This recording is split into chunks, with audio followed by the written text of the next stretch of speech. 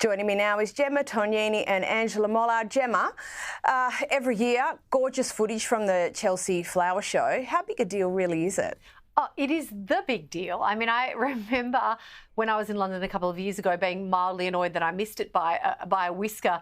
It is the quintessential royal event, up there with Royal Ascot, obviously, because the late Queen was an absolutely avid horse racing fan and horse racing participant as an owner, of course. So it really doesn't get much more royal or much more British, dare I say, than the Chelsea Flower Show. And I think it's wonderful. I think it's wholesome. I think it's great for the British economy as a tourism destination and as a tourism event. I don't think there's anything not to love about this. This is true. And I think this year, perhaps we managed to get away without any activists or protesters. Occasionally they do show up.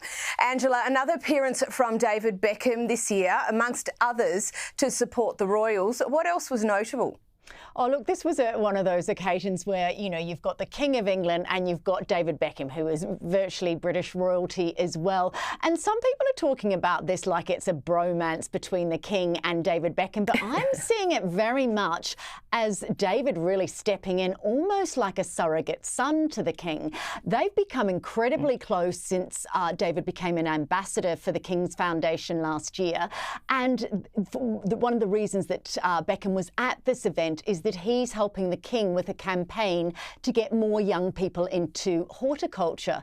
We know that Victoria and David Beckham were at an event, a state dinner at Buckingham Palace last December. Then in February, they were at an event at Highgrove. Now, I don't know if this is because this is the King really knowing that Beckham is a huge royalist. I mean, he's the man, of course, that stood in the queue with the public. He didn't sort of pull any strings. He stood for 13 hours in the queue to see the Queen when she was lying in state after her death. So I think there's a bit of recognition there that their profiles are good for each other. The talk continues. I like the comment about the surrogate son, though, Angela. I think that's a really, really good point. But the talk continues about when and whether David Beckham will be knighted. I mean, come on, we must be getting close. I don't understand why he hasn't already been, to be honest. And everything that Angela just said about him and the way he behaves and the way that he conducts himself, it lends itself to that whole idea of what a knighthood should be. Not just the standing in line, which I think just really spoke to so many people about his authenticity. The fact that he and Victoria have built their lives from very, very humble, normal beginnings and continue to live what appears to be a really close, normal as normal can be for a family of that stature kind of life. I think, you know, who's to know? I don't know where the applications go in and who's on the selection committee, but it would seem to me that sooner rather than later is going to be or rather should be, the right decision. Yeah, agreed.